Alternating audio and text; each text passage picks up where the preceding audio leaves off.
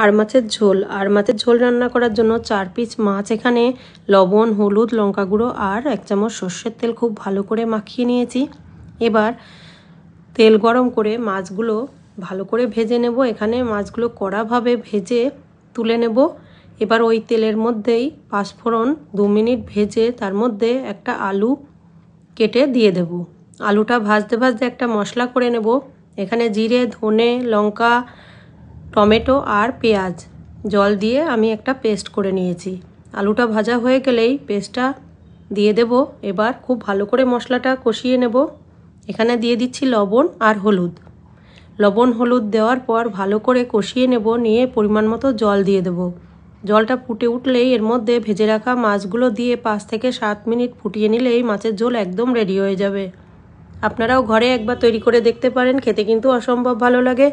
ধন্যবাদ সবাইকে ভিডিওটি দেখার জন্য।